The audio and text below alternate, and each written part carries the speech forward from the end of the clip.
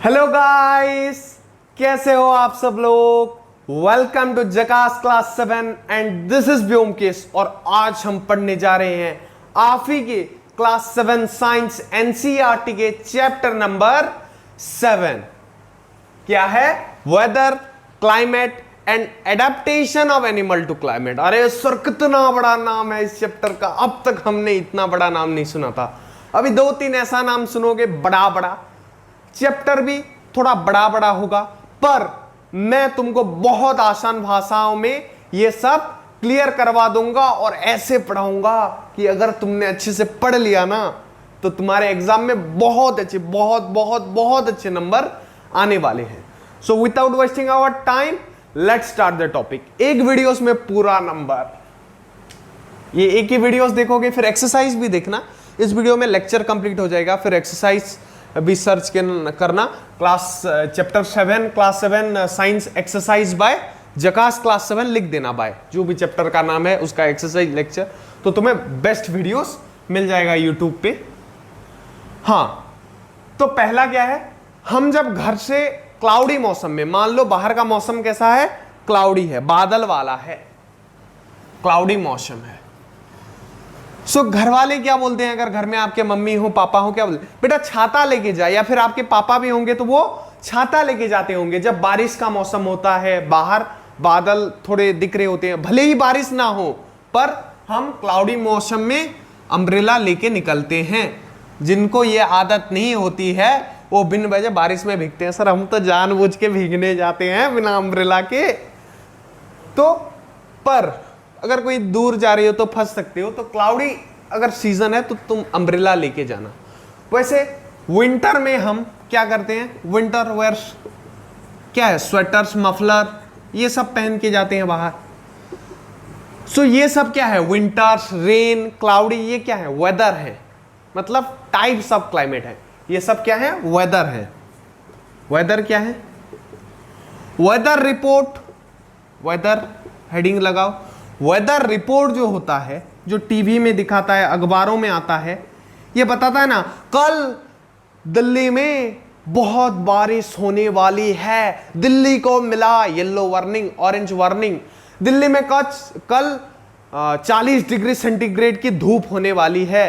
कई भी जगह, मुंबई में रहे तो मुंबई में कल इतना ठंडी पड़ने वाली है, 15 डिग्री। मुंबई में ज्यादा नहीं पड़ता ठंडी का। देहरादून में कल बर्फ गिरने वाला है, जो न्यूज में बताते हैं उसको क्या बोलते हैं, वेदर रिपोर्ट। वेदर क्या होने वाला है उसका रिपोर्ट। वेदर रिपोर्ट क्या क्या देख के बनाया जाता है, पहला तो टेम्परेचर बताते हैं ना। आजकल वेदर आ रहा है, गूगल वेदर, गूगल पे सर्च करने पर उसमें क्या बताता है, 37 डिग्री इज नाउ टेम्परेचर। अभी कितना टेम्परेचर हो रहा है, 37 डिग्री। अगर कहां पे 26 डिग्री हो रहा होगा, वेदर में बताता है ना। तो पहला फैक्टर क्या है, टेम्परेचर। देन क्या बताता है, रेनफॉल। रेनफॉल, कल बारिश होगी या नहीं, आज बारिश होगी या नहीं, होगी तो कितना होगी। और क्या बताता है, स्नोफॉल भी लिख सकते हो, रेनफॉल, स्नोफॉल सब एक ही चीज है। और क्या एक चीज होता है, ह्यूमिडिटी। सर ये कुछ नया सुन रहे हैं, कोई सुने भी होंगे। ह्यूमिडिटी क्या होता है, मॉइस्चर कंटेंट। ह्यूमिडिटी क्या होता है, मॉइस्चर कंटेंट। अब ये मॉइस्चर क्या है, हवा में कितना पानी है। सर हवा में पानी मतलब कितना पानी हवा के रूप में है हमारे एटमॉस्फेयर में। जो एयर वेपर बन जाता है ना गर्म होके पानी, तो वो कहां, हवा में रहता है। तो वो पानी के रूप में कितना हवा है। जब हमें धूप ज्यादा नहीं होती फिर भी पसीना जो निकलता है ना, उसको बोलते हैं ह्यूमिड वेदर। धूप ज्यादा नहीं होगी, धूप में तो निकलेगा, पर धूप ज्यादातर कोस्टल एरिया में ये चीज होता है, क्योंकि समंदर होता है, समंदर का पानी वेपर बन के वहां पे रहता है, तो ह्यूमिडिटी ज्यादा होती है। मतलब धूप ज्यादा नहीं होगी पर पसीना पसीना लगेगा बाहर निकलने पर। Moisture content, content of atmosphere, of air, air in atmosphere, air हो गया। इसको नोट करो, इंपॉर्टेंट पॉइंट सारे हैं। नाउ आपके बुक में एक एक्टिविटी दिया गया है, एक्टिविटी चलो आते ही एक्टिविटी इस बार नहीं दिया, अच्छा है। ये एक्टिविटी क्या है कि आपको क्या करना है, न्यूज चैनल देखना है या फिर गूगल वेदर का भी यूज कर सकते हो या न्यूज़पेपर का यूज करके आपको करीबन 7-8 दिन का वेदर रिपोर्ट निकालना है। किस दिन कितना टेम्परेचर था, किस दिन कितना टेम्परेचर था और किस दिन कितना बारिश होगा, किस दिन कितना गर्मी होगा, ये सब आपको नोट करना है एक पेपर में। वो आपकी एक्टिविटीज दी है, उसको पता चलेगा कि हमारा वेदर कैसे हर दिन चेंज होता है। So before I move to the next topic, वो क्या, रेन कितना होगा वो कैसे नापते हैं, रेन कितना हुआ वो कैसे नापते हैं, उस डिवाइस के बारे में थोड़ा पढ़ेंगे। Before I move to that, pause the video and note it down. हाँ, तो वेदर के बारे में पढ़े, इसी के अंदर पढ़ेंगे रेनफॉल। जो पढ़े रेनफॉल कैसे नापा जाता है, यहां पे कितनी बारिश हुई सीएम में बताते हैं, 50 सीएम बारिश इस महीने गिरेगी, तो वो कैसे नापते हैं। रेनफॉल इज मेजर्ड बाय नापा जाता है किससे, रेन गॉज से।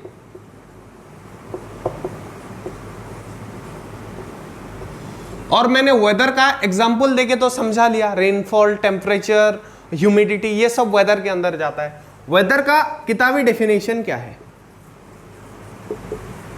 क्या है, तो डे टू डे, दिन प्रतिदिन के जो चेंजेस हैं, डे टू डे, जैसे आपको एक्टिविटी करने के लिए कहा गया था ना 7-8 दिन का, आपको 7-8 दिन, 1-1.5 महीने का बताओगे अच्छे से समझ में आएगा।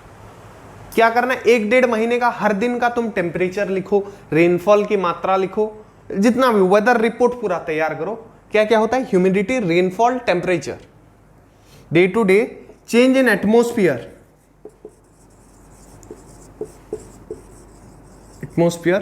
विथ रेस्पेक्ट टू WRT, ये बुक में भी लिखते हैं, ये short form in higher classes, with respect to temperature, rainfall,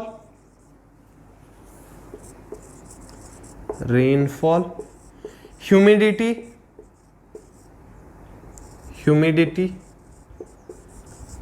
and wind speed, हवा कितनी जोर बहेगा, wind speed is called weather.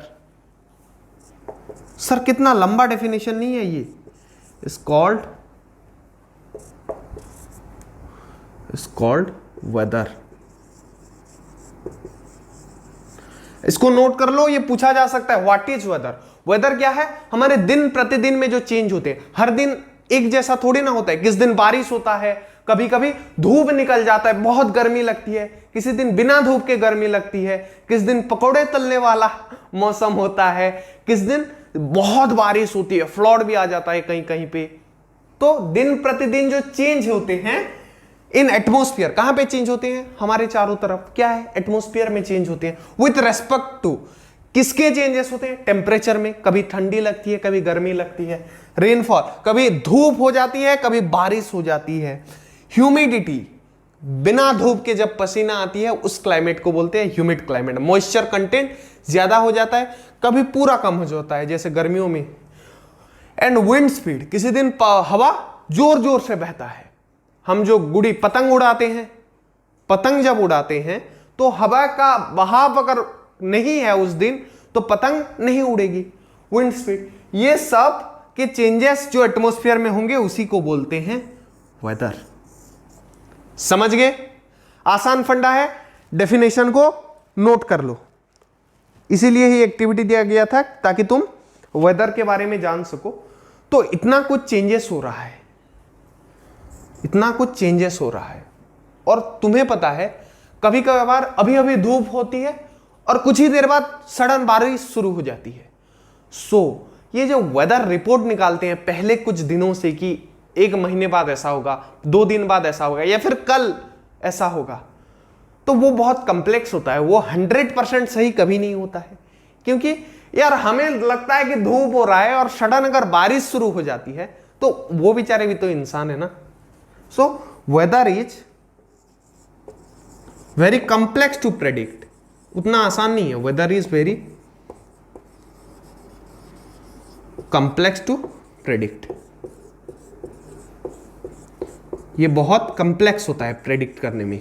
अगर कहीं पे लिखे कि is it very easy to predict weather, तो आपको लिखना है नो। तो नोट करो सारे पॉइंट्स। हाँ, सो आपने वेदर रिपोर्ट बनाया, एक चीज आपको पता चल गया होगा, एक अगर कोई दिन है तो उस दिन कभी एक टेम्परेचर नहीं रहता है। मतलब मंडे मान लो, मंडे का टेम्परेचर 36 डिग्री कंस्टेंट नहीं होता है। एक मिनिमम टेम्परेचर होता है, एक मैक्सिमम टेम्परेचर होता है। मतलब एक समय ऐसा होता है जब तापमान ऊंचाई पर होता है, और एक समय ऐसा होता है जब तापमान बहुत गिरा हुआ होता है, उस टाइम ठंडा होता है। जैसे मैं बता देता हूं, in morning time temperature is very low, मतलब क्या लिखेंगे, मिनिमम टेम्परेचर किस टाइम होता है, मॉर्निंग। और ये कौन सा समय होता है, 5-6 बजे का समय। इस समय सबसे ज्यादा ठंडी होती है, या वो सर्दियों में हो या फिर वो गर्मियों में हो। गर्मियों में आप 4-5 बजे ले सकते हैं क्योंकि सूरज दादा थोड़ी जल्दी आ जाते हैं। और इन आफ्टरनून 12 से 1 बजे के बीच, इसी टाइम मैक्सिमम टेम्परेचर है। In afternoon time maximum temperature, और ये मैक्सिमम मिनिमम जो टेम्परेचर है, इनको नापने का भी कुछ जरिया होगा। सो वी यूज हम इस्तेमाल करते हैं क्या, minimum and maximum thermometer. Minimum, जैसे मैंने दिखाया था पहले वाले चैप्टर में, आपने नहीं देखा तो सर्च कीजिए, chapter 6 class 7 science by जकास class 7, आपको वो लेक्चर मिल जाएगा। उसमें भी मैंने अच्छे से वो चैप्टर को कवर किया है। We use minimum and maximum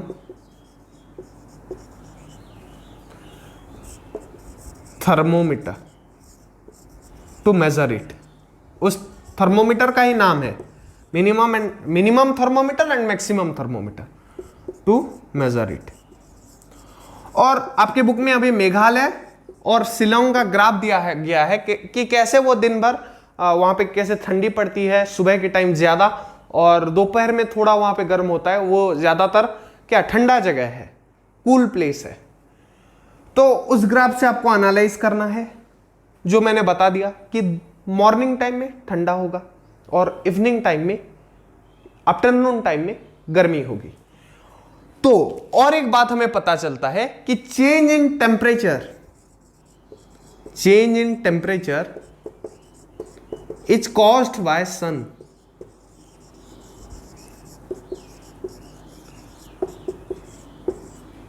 is caused by, मतलब जो टेम्परेचर में चेंज होता है वो सूरज के कारण होता है। वो जब पास होते हैं गर्मियों का महीना चलता है, वो जब दूर जाते हैं तो सर्दियां होती है। दिन में आफ्टरनून के टाइम सूरज सुबह सुबह आती है, 5-6 घंटे जब रह जाते हैं ना तो गर्मियां बढ़ना मतलब बढ़ जाती है। फिर अब जो जाना शुरू कर देंगे तो धीरे धीरे करके घट के कितने 6 बजे जाएंगे, वो सनसेट होगा।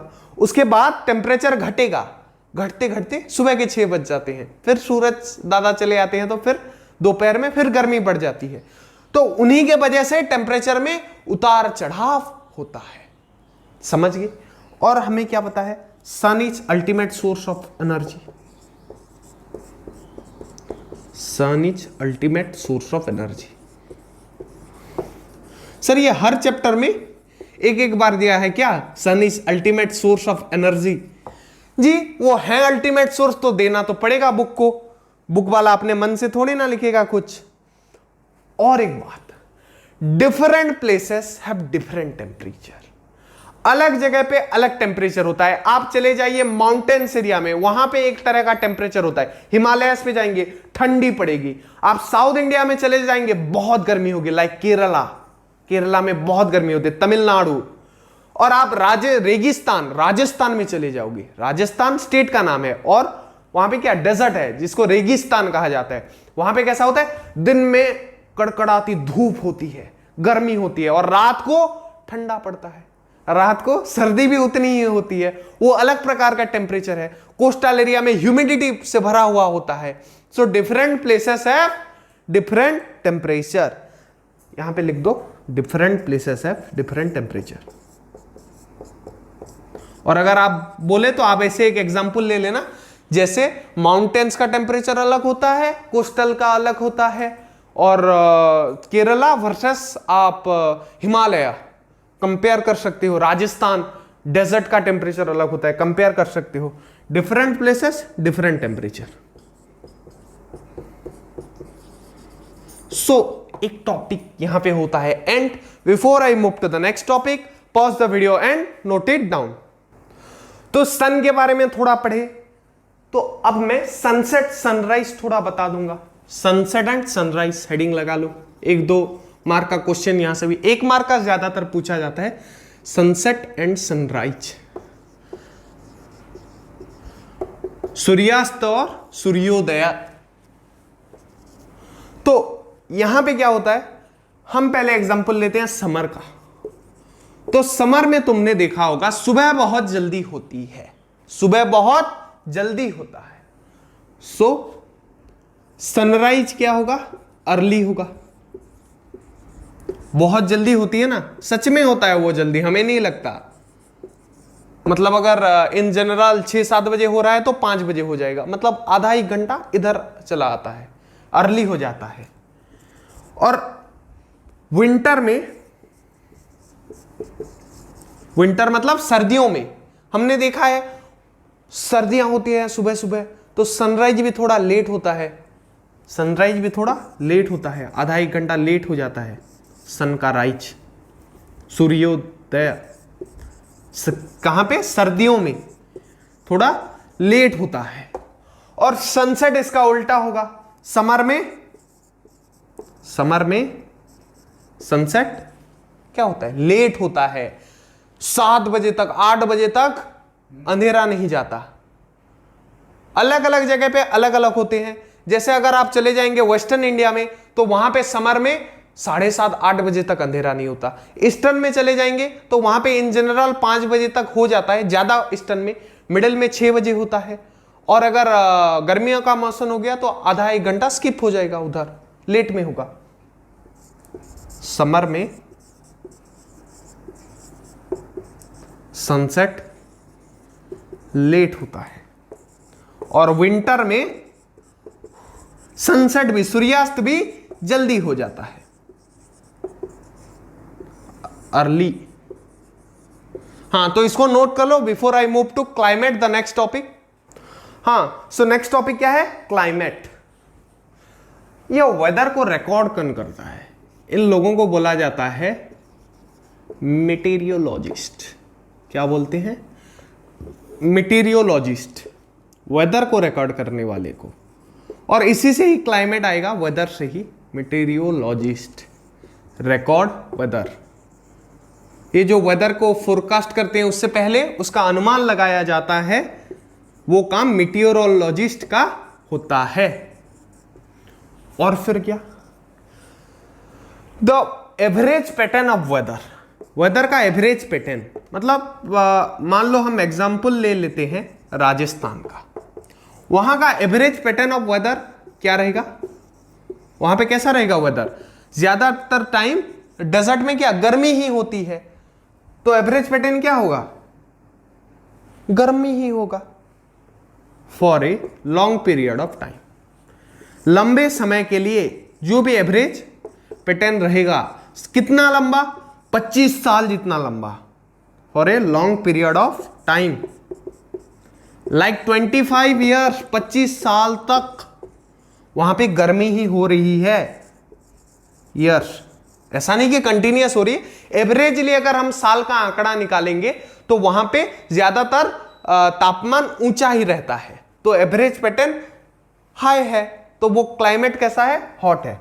For a long period like 25 year is called climate of that area, climate of that area. तो वहां पे गर्मी अगर मैक्सिमम टाइम हो रही है तो उसका क्लाइमेट हॉट बोलेंगे, दैट एरिया।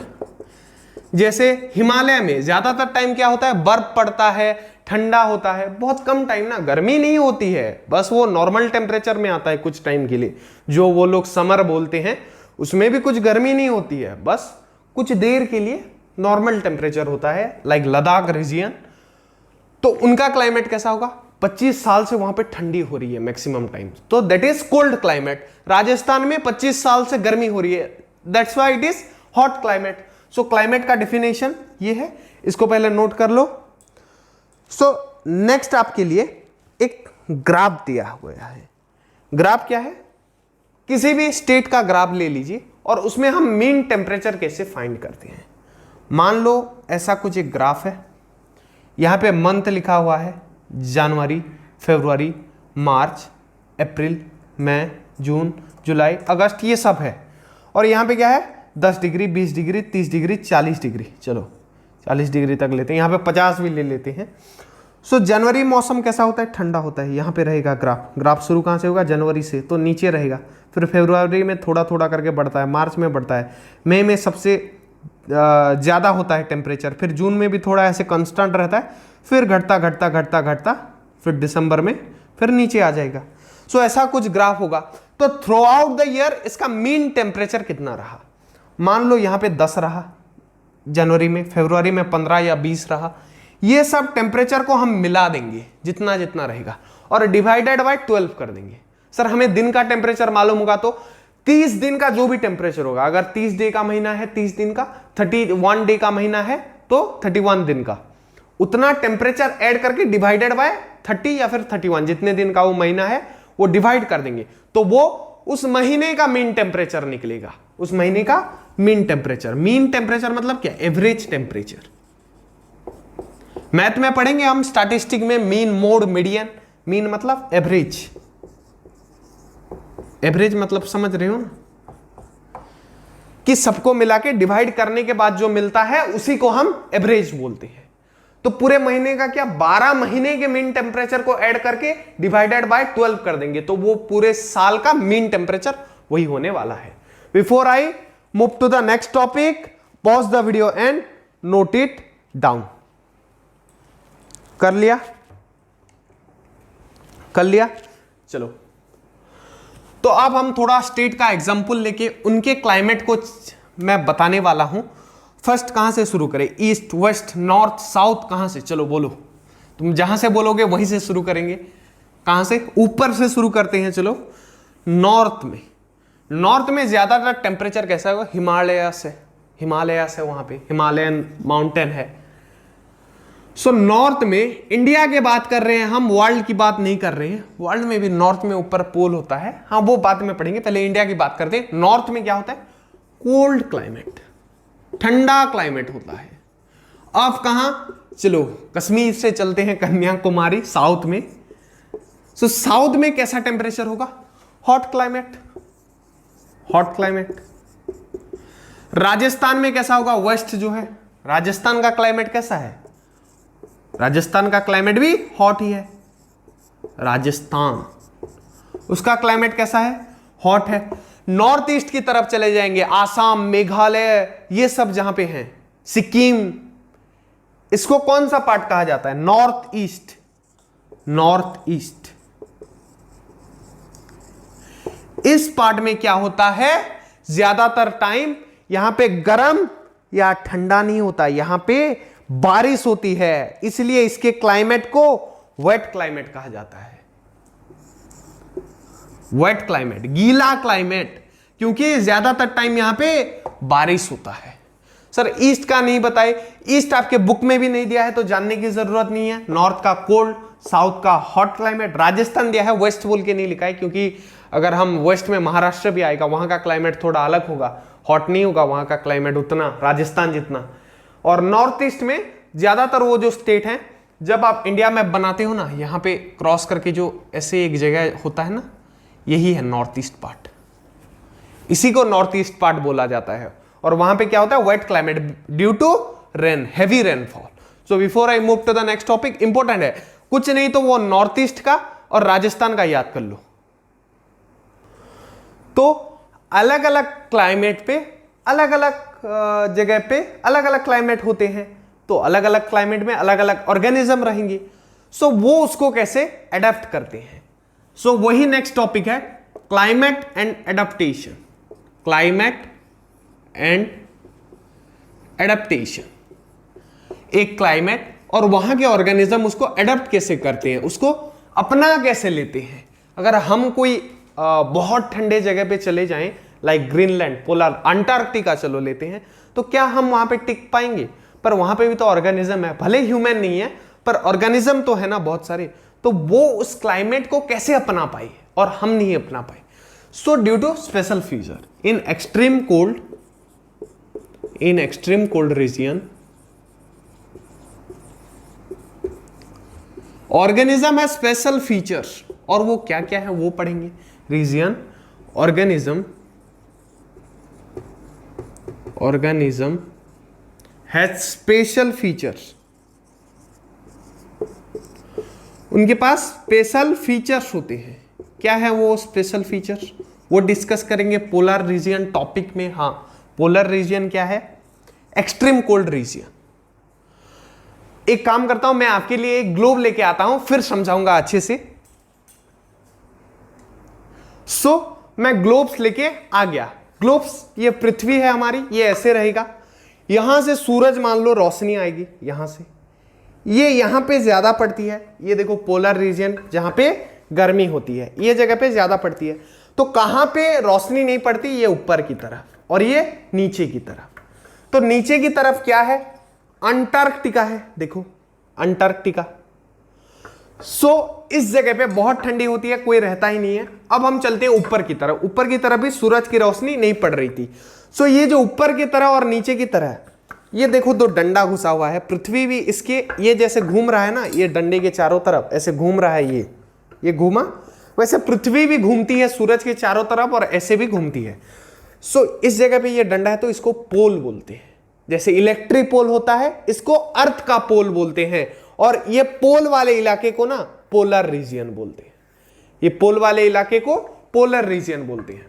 तो अब मैं आपको यह समझा देता हूं कि polar region extreme cold reason है। मैंने समझा दिया ग्राफ के सहारे।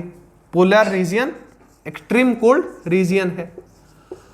यहां पे कौन से ऑर्गेनिज्म रहते हैं, पहले कौन से देश रहते हैं देख लेते हैं। कौन कौन सा है? ग्रीनलैंड, और कौन सा देश रहेगा? रशिया का भी कुछ पार्ट आता है, Russia, some part, not all part, some part. और कौन सा देश? कनाडा रहता है उसके करीब, कनाडा। और कौन सा देश रहता है? आपको अगर पता हो तो नाम कमेंट में जरूर लिखिएगा उस देश का नाम। और कुछ अगर आपको याद हो तो स्वीडन, नॉर्वे, आइसलैंड, बहुत से नाम है, स्वीडन। और कुछ अगर आपको याद आ रहा होगा, इसके अलावा भी बहुत से होते हैं यार, हम कितने लिख पाएंगे? Sweden, Norway, Iceland. मैं बुक वाला बस लिखा दे रहा हूं, नॉर्वे, आइसलैंड, पर उसके अलावा भी अगर आप कोई लिखते हो तो वो गलत नहीं होगा अगर वो पोलर रीजन के एक्चुअली में पास है तो। यहां पे बियर, पोलर बियर, पेंगुइन, ये सब पाए जाते हैं। और इनके पास ऐसा कुछ स्पेशल फीचर्स जरूर होता होगा, इनबिल्ट स्वेटर होता है इनके पास, जो इतनी ठंडियों में भी उनको ठंडा नहीं लगता, वो रह पाते हैं आराम से, उनको कोई तकलीफ नहीं होती, वो इजीली रह जाते हैं। उनका शारीरिक गठन कैसा होगा। Before I move to the next topic, pause the video and note it down. Now we will discuss क्या? पोलर रीजन हो गया। अब tropical rain forest. Tropical rain forest, ये क्या है यार, ओवरलैप हो जा रहा है वर्ड हड़बड़ी में। Tropical rain forest. यहां पे रेन से क्या पता चल रहा है? बहुत बारिश होगा एक्सट्रीम। तो यहां पे भी बहुत से वैरायटी ऑर्गेनिज्म दिखेंगे, उनके पास भी कुछ स्पेशल फीचर्स होगा। और बुक में यही दो एक्सट्रीम जगह, कोई एक्सट्रीम हॉट जगह का नाम नहीं बताया है। वहां पे जैसे कैमल रहते हैं रेगिस्तान में, हॉट क्लाइमेट में, वो नहीं दिया है। इसमें बस polar region, extreme cold region, extreme rain region, tropical rain forest दिया है। ये कौन कौन से देश में होता है? इंडोनेशिया, मलेशिया, सर चाइना भी आ जाएगा नहीं हो, वहां पे ये दो कंट्री आ रहे हैं। अब हम चले जाएंगे अफ्रीका के पास, वेस्ट इंडीज के पास, तुम बोलो तो क्या केनिया आ जाएगा? केनिया, और क्या नाइजेरिया, युगांडा, युगांडा, हाँ। सो इतने नाम है। Next we will discuss polar region descriptively, पूरा अच्छे से पढ़ेंगे पोलर रीजन को, स्पेशली वहां पे कौन से ऑर्गेनिज्म दिखते हैं, उनमें क्या क्या स्पेशल फीचर्स हैं, कौन कौन है तो मैंने बता दिया, पोलर बियर होते हैं, पेंगुइन होते हैं, ये सब अच्छे से डिस्कस करेंगे। So before I move to the next topic, pause the video and note it down. चलो पोलर रीजन पढ़ेंगे, इसको लिख दो। ये जो देश के नाम थोड़ा याद कर लेना यार, पूछ सकता है कौन कौन से देश, या फिर लोकेट कर सकता है मैप देके, मैप क्वेश्चन। हाँ ये साइंस है, ज्योग्राफी जैसा फील आ रहा होगा, मैं समझ सकता हूं, क्योंकि ये ज्योग्राफिकल ही टर्म्स आ रहे हैं, वो ही कंसेप्ट आ रहे हैं। सो पोलर रीजन्स मैंने दिखा दिया। पोलर रीजन्स कौन सा होता है, पोलर रीजन्स कौन सा होता है, पृथ्वी के ऊपर पोल के पास वाले रीजन को पोलर रीजन। यहां पे कैसा होता है, वेरी कोल्ड क्लाइमेट, कैसा होता है, very cold, very cold climate होता है। और क्या इसकी विशेषता और क्या होगी, टेम्परेचर HLOH -37 डिग्री, टेम्परेचर यहां पे इतना कम चला जाता है, नॉट 37 डिग्री, -37 डिग्री।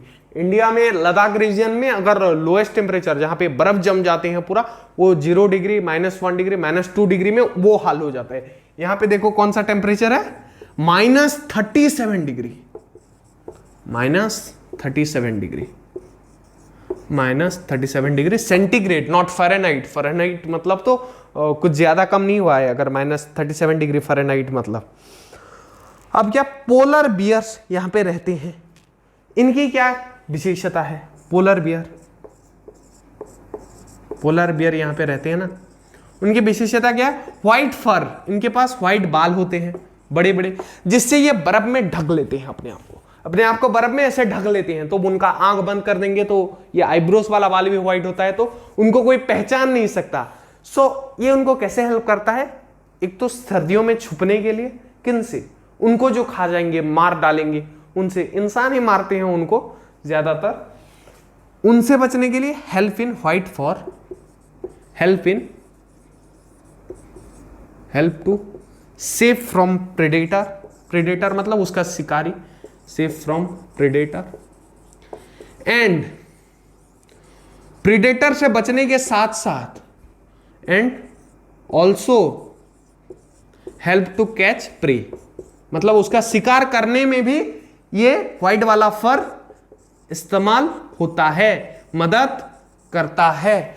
कैसे मदद करेगा ये व्हाइट वाला फर, वो छुप जाएगा ना, कोई एनिमल पास आया चुपके से जाएगा, छुप छुप के, और ऐसे वो पास में चला जाएगा, वो उसके पास हमला बोल देगा और उसको खा लेगा। तो ये उसको शिकार पकड़ने में भी मदद करता है। और इसके पास क्या होता है, have two thick coat, have two thick coat मतलब इनबिल्ट स्वेटर है, कैसा, टू थिक कोट का। और ये टू थिक कोट मतलब कितना मोटा होता है, तुम इमेजिन कर लो, हम स्वेटर पहन लिए, गर्मियों में स्वेटर पहन के भागेंगे तो क्या होगा, हमारा बॉडी बहुत गर्म हो जाएगा और हम गर्मियों के मारे हालत खराब हो जाएगी।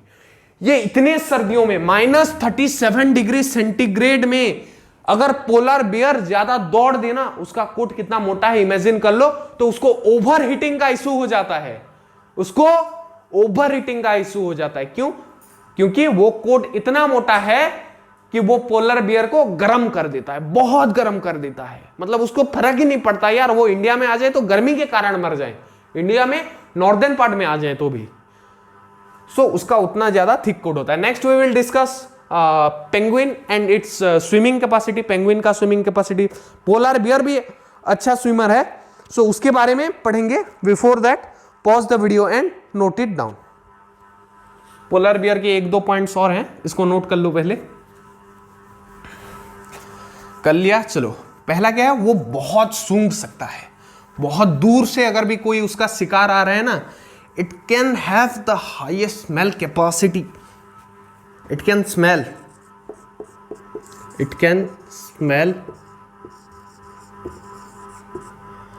Object of far distance also, बहुत दूर के किसी चीज को भी ये सूंघ सकता है। और ये उसको अपने शिकार को मारने में, शिकार करने में उसको हेल्प करता है। अब उसका नेक्स्ट क्या है, शार्प क्लॉ। इसके पास शार्प क्लॉ होता है, क्लॉ मतलब नाखून, शिकार में हेल्प करेगा। किस में हेल्प करेगा, शिकार में। कैच प्रे, प्रे मतलब शिकार, PREY, AY होने से वो मतलब ऊपर वाले को जो बुलाना, प्रे करना, वो प्रेयर वाला PRAY होता है, ये EY है मतलब शिकार, प्रे मतलब कैच प्रे। देन और क्या, वॉक इन स्नो, स्नो में पैर फंसता है, स्लिप होता है, पैर स्लिप हो जाता है तो वो गिर जाएगा। क्लॉस होगा क्या, नाखून से जब मतलब जम के पकड़ लेगा उस जमीन को और वो फिसलेगा नहीं। और इसके पास क्या होता है, पोलर बियर के पास फैट कोट, फैट का एक कोट होता है अंडर स्किन, अंडर स्किन पे भी इसका एक फैट का कोट होता है जो हेल्प टू वार्म बॉडी, वो बॉडी को गर्म रखता है, वो बॉडी को गर्म रखता है।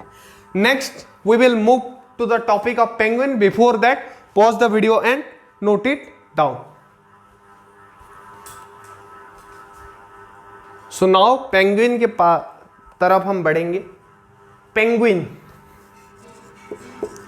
पेंगुइन ये भी पोलर रीजन में रहता है, ठंडे क्लाइमेट में रहता है। इसका क्या है, large and wide paws, large and wide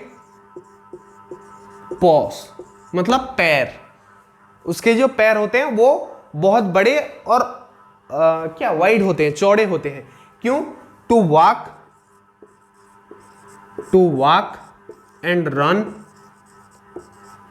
easily in snow, snow में चलने और भागने के लिए में आसानी हो, इसलिए पेंगुइन के जो पैर हैं वो बड़े और चौड़े होते हैं।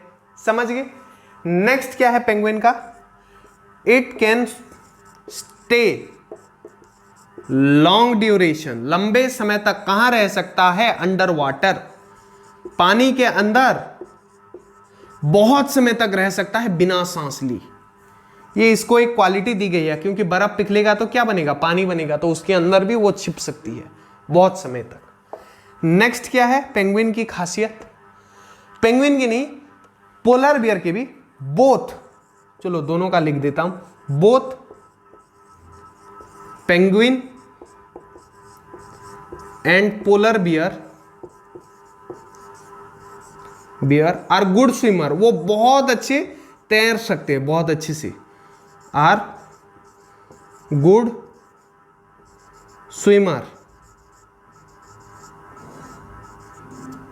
अच्छे से तैर सकते हैं। ये स्विमर लिखा है, तुम सुन लो, स्विमर मतलब तैर सकता है जो अच्छे से। सो नेक्स्ट क्या, और दो चार एनिमल्स के नाम लिखूंगा जो लोग इस पोलर रीजन में रहते हैं, और इनके बर्ड्स के बारे में थोड़ा बात करेंगे। चलो इसको पहले नोट कर लो, कर लिया, मिटा देता हूं। अदर एनिमल्स, उसमें क्या आ जाएंगी, मछलियां रहते होंगे यार, स्नो है पर पानी होगा वहां पे जरूर पिघलने के बाद, तो मछलियां बिना रहे वहां कैसे रह सकेंगी, मछलियां जरूर रहेंगी, जहां पानी वहां मछली। गांव में ये कहा जाता है कि जहां पानी है वहां मछली जरूर होगी। हमारे टंकी के में भी तो पानी है सर, वहां पे मछली नहीं होती। मैं खुले पानी की बात कर रहा हूं बच्चे।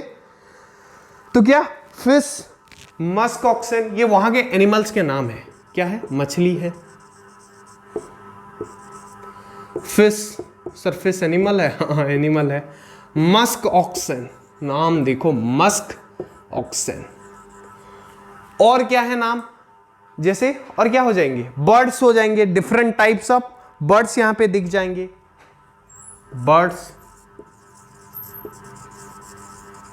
सील्स, और क्या दिखेंगे, व्हेल्स, व्हेल भी दिख जाएगी, पानी होगा ना जहीं पे भी बड़ा पानी सोर्सेस, ये सब होंगे।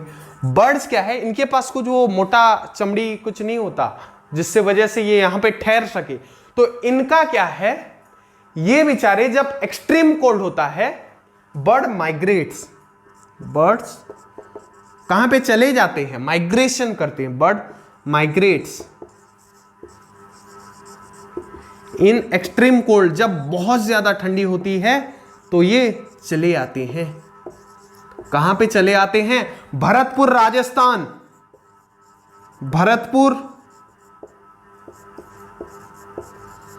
राजस्थान, चिलिका लेक उड़ीसा, चिलिका लेक उड़ीसा, जो प्रॉपर जगह है उसको बोलते हैं नलबन, नलबन, NALABAN लेक उड़ीसा। और कहां आते हैं? अगर कहीं पे भी बर्ड सेंचुरी है ना, वहां पे चिड़िया रखा नहीं जाता, वो आ जाते हैं जब एक्सट्रीम कोल्ड का सीजन होता है। और एक जगह है हरियाणा का सुल्तानपुर, सुल्तानपुर हरियाणा, यहां पे बर्ड्स वो कोल्ड को झेल ना पाकर चले आते हैं। और ये बर्ड्स का फितरत भी देखो यार, ऐसा नहीं कि कहीं भी गर्म है तो चले आए, ये सिर्फ ये पर्टिकुलर जगह पे आते हैं और हर साल आते हैं। मतलब इनको भी कैसे रूट अपना याद रहता है, इनको भी अपना रास्ता याद रहता है। Even birds can fly up to 15,000 kilometre, और वो भी बिना रास्ता भटकी। वो भटकते नहीं है इधर उधर, वो पूरा प्रॉपर ट्रैक पे चलते हैं, जैसे परफेक्ट राइडर राइड करते हैं ना बाइक को प्रॉपर ट्रैक पे। ये भी अपना एक रूट फिक्स किए हुए हैं और उसमें ही इनको जाना है, और पर्टिकुलर जगह पे ही जाना है। किस टाइम पे? एक्सट्रीम कोल्ड के टाइम पे।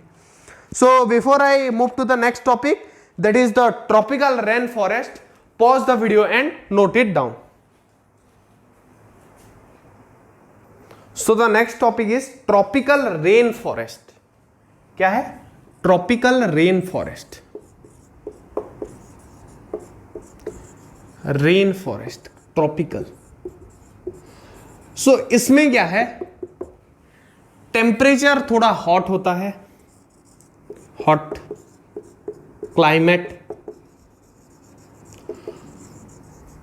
क्रॉस 40 डिग्री ऑल्सो, बहुत बार ये 40 डिग्री क्रॉस कर जाते हैं। सर ये तो राजस्थान भी आना चाहिए, वहां पे भी 40 डिग्री क्रॉस करते हैं। उसके साथ साथ हेवी रेनफॉल होना चाहिए, हेवी रेनफॉल के साथ साथ टेम्परेचर क्रॉस करना चाहिए, जो कि बहुत रेयर होता है। मतलब रेनफॉल भी जबरदस्त हो तो ठंडा हो जाता है इलाका, पर यहां पे 40 डिग्री क्रॉस कर जाता है। क्या गजब चमत्कार है। और कोल्ड कैसा होता है? Not more then, not less than, not more then नहीं, नॉट लेस देन 15 डिग्री। चलो बात की रेन की, बादल गरजना शुरू। आपके वहां पे जब बादल गरजेंगे आप याद करना, हमारा ट्रॉपिकल रेन फॉरेस्ट तो नहीं बन जाएगा। So cold not more than 15 degree in India. ये कहां कहां पे पाया जाता है? इंडिया में आसाम में, जहां चाय की खेती होती है ना, चाय के पत्ते की खेती आसाम में होता है। और कहां पे? वेस्टर्न घाट, जो माउंटेन है वेस्टर्न घाट, वेस्टर्न घाट। सो इंडिया में यहीं पे ये खेती की जाती है। अभी कुछ एनिमल्स के नाम लिखेंगे। जो ज्यादातर यहां पे कौन सा एनिमल पाया जाता है पता है? यहां पे elephant, leopard, snake, elephant, leopard, snake, lizard, lizard, lizard. और क्या क्या पाए जाएंगे यहां पे? और भी बहुत से एनिमल्स पाए जाते हैं, like bird, insect, monkey, gorilla. तो मैं पहले इसको लिख दो, मिटा देंगे, फिर बाकी सब नाम लिखेंगे। अब बोलोगे सर ये इंडिया के बाहर भी तो बहुत जगह पे पाया जाता है। सो वो जगह क्या है? सेंट्रल अमेरिका लिख दो। वर्ल्ड में यहां पे एक जगह बना लेते हैं, इन वर्ल्ड सेंट्रल अमेरिका और सेंट्रल अफ्रीका। सेंट्रल अफ्रीका लिख देता हूं पहले, अफ्रीका मेजर है। और क्या? Central America. ये इंपॉर्टेंट है, याद कर लो। Central America and Central Africa, star लगा देता हूं, इंपॉर्टेंट। इसको याद करना जरूरी है। हाँ, नोट भी करना जरूरी है। Before that pause the video and note it down. So कुछ और ऑर्गेनिज्म के नाम क्या क्या है? मॉन्की,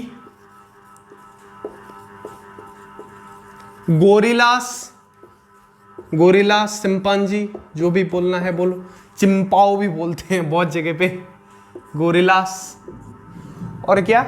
बर्ड्स, चिड़िया, ये सब जगह है बर्ड्स। इंसेक्ट्स, कीड़े मकोड़े, क्योंकि यहां पे बारिश होती है तो फसल अच्छी होंगी, और जहां पे फसल अच्छा होता है वहां पे वैरायटीज ऑफ एनिमल्स होते हैं। वैरायटीज ऑफ एनिमल्स यहां पे भी होते हैं, क्योंकि खाना मिलेगा ना। फसल क्या होता है? खाना होता है। Varieties of animals. भले ही बहुत सारे फसल उगते हों पर बहुत सारे एनिमल्स भी रहते हैं। इसके लिए यहां पे खाने के लिए बहुत कंपटीशन होता है। यहां पे खाने के लिए बहुत कंपटीशन होता है। उतने आसानी से खाना नहीं मिलता। यहां पे खाना तो है पर उतने आसानी से खाना नहीं मिलता। सो यहां पे कुछ मॉडिफिकेशन होगा, जैसे पोलार बियर का लार्ज क्लॉ था, वैसे ही इनके भी कुछ मॉडिफिकेशन होंगे। सो वो बात करते हैं। रेड आइड फ्रॉग यहां पे दिखता है। मैंने बोला ना बहुत प्रकार के जीव दिखेंगे। Red eyed frog. सो इनमें क्या मॉडिफिकेशन होता है? This can climb trees. इनका फिट ऐसा बना हुआ है कि मॉडिफाइड फिट। लाल आंख वाला मेंढक, मॉडिफाइड फिट, क्लाइंब ट्री, पेड़ पे चढ़ सकता है। चलो, मेंढक पेड़ पे चढ़ गया। और यहां के जो मंकीज होते हैं उनका क्या फंडा है पता है? वो का टेल एक्स्ट्रा लॉन्ग टेल होता है। ज्यादातर आप बोलोगे मैं लॉन्ग टेल सिर्फ लिखूंगा, बुक में लॉन्ग टेल दिया है, तो आप बोलोगे सर बंदर के किसी के पूंछ नहीं भी होते हैं, किसी के छोटे भी होते हैं। जिनके ज्यादा छोटे होते हैं वो काट देते हैं, बहुत लोग काट देते हैं।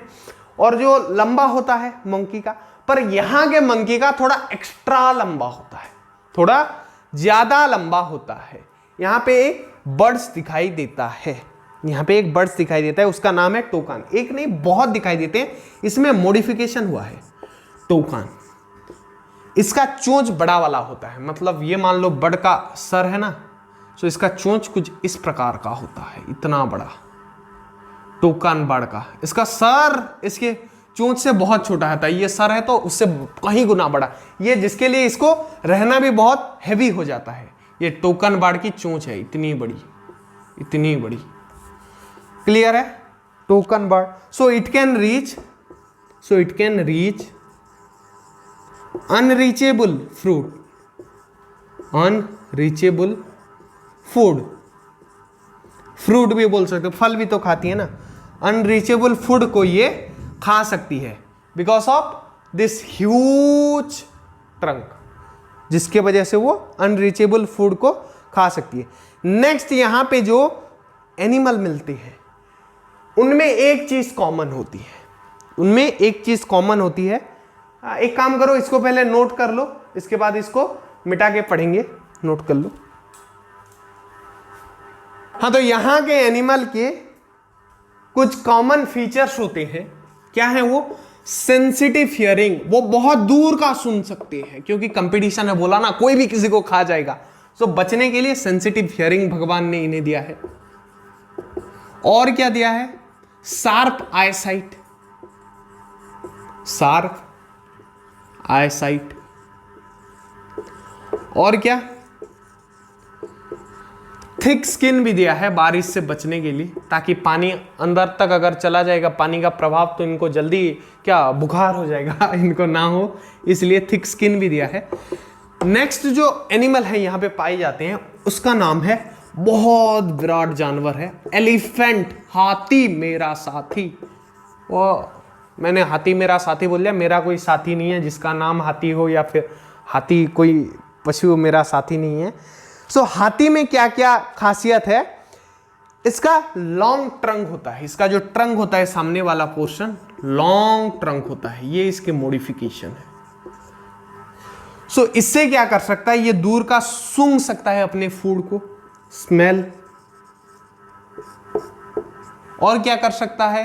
Reach food. इसका ट्रंक खाना मतलब उतना दूर है तो अपने ट्रंक से वो ट्रंक लेके उसको तोड़ देगा और खा जाएगा। सेंसिटिव हियरिंग, बड़े कान है, वो भी एक मॉडिफिकेशन है। Big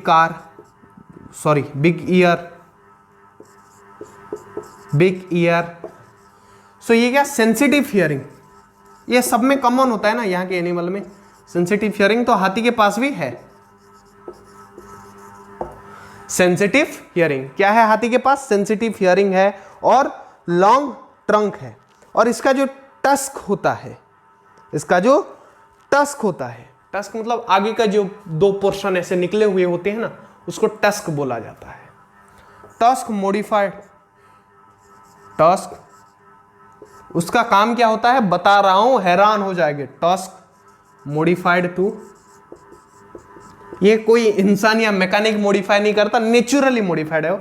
tusk modified to teeth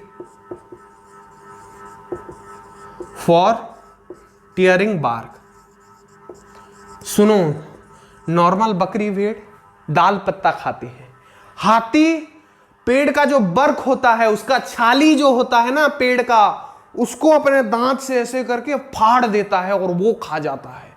देखो हाथी की महिमा, कितना ताकत है, देखो पेड़ का छाली फाड़ के खा जा रहा है, तो उसको कितना कंपटीशन होगा फूड का, तुम यहां से इमेजिन कर सकते हो। सो हम देख सकते हैं कि यहाँ पे कंपटीशन है। पोलर रीजन में कंपटीशन नहीं है, पर बहुत ठंडी है, उनका मॉडिफिकेशन अलग प्रकार का है। सो इसी के साथ ये तुम्हारा चैप्टर नंबर 7 होता है फिनिश। मिलते हैं अगले वीडियोस में, तब तक पढ़ते रहो, जकास क्लास 7 देखते रहो। मैं लेता हूं तुमसे अलविदा। जय हिंद, वंदे मातरम। ये भी नोट कर लो पॉज करके, इंपॉर्टेंट है सब।